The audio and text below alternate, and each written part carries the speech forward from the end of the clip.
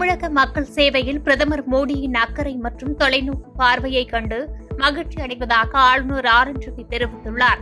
5 நாள் பயணமாக டெல்லி சென்றுள்ள தமிழக ஆளுநர் ஆர் என் ரவி பிரதமர் மோடியை இன்று நேரில் சந்தித்தார். இந்த சந்திப்பின் போது தமிழக அரசியல் சூழல் குறித்து பிரதமருடன் ஆளுநர் ஆர் என் ரவி ஆலோசித்ததாக தகவல் வெளியாகியுள்ளது.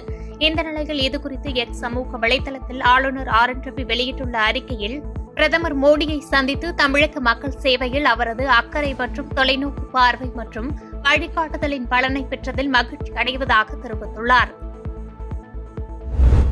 நமது வீரர்கள் பயங்கரவாதத்தை ஒழிக்கவும் பிராந்தியத்தில் அமைதியை மீட்டெடுக்கவும் உறுதியுடன் உள்ளதாக மத்திய பாதுகாப்புத்துறை அமைச்சர் ராஜ்நாத் சிங் தெரிவித்துள்ளார்.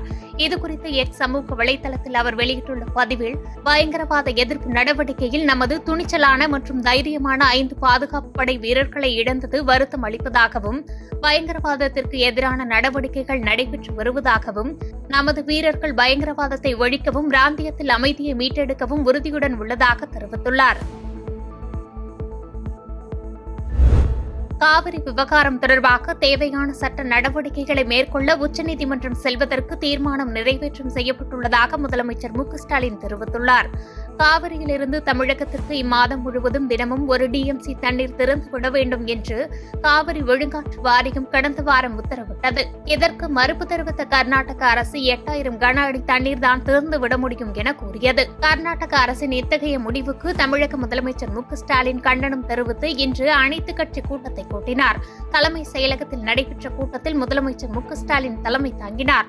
அமைச்சர் துரைமுருகன், சட்ட வல்லுநர்கள், அதிமுக, பாஜக, பாமக, விசிக உள்ளிட்ட கட்சி சட்டமன்ற உறுப்பினர்கள் கலந்து கொண்டனர்.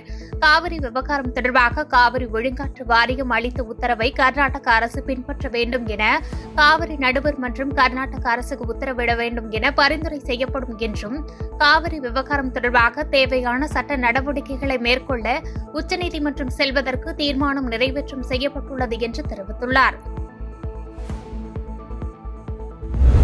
தமிழகத்தில் உள்ள 28 மாவட்டங்களில் மிதமான மழை முதல் கனமழை பெய்யும் என்று வானிலை ஆய்வு மையம் தெரிவித்துள்ளது. தென்மேற்கு பருவமழை மற்றும் காற்றின் வேக மாறுபாடு காரணமாக கடந்த சில நாட்களாக சென்னை உட்பட தமிழகம் முழுவதும் மழை பெய்து வருகிறது. இந்த நிலையில் இன்று தமிழகத்தில் 28 மாவட்டங்களில் மழை பெய்யும் என்று அறிவித்துள்ளது.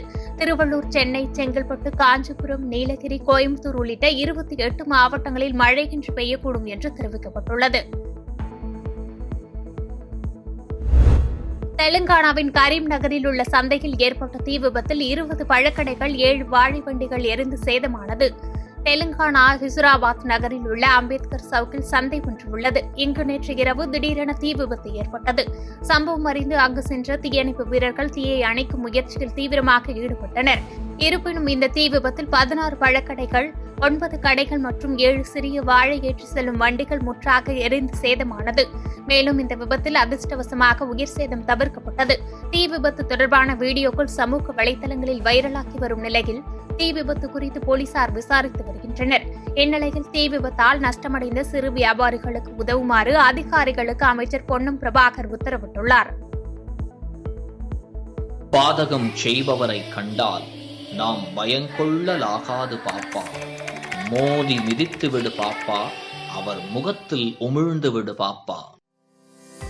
அண்மை செய்திகளை உடனுக்குடன் தெரிந்து கொள்ள இணைந்திருங்கள் இயம்நாடு தொலைக்காட்சியுடன்.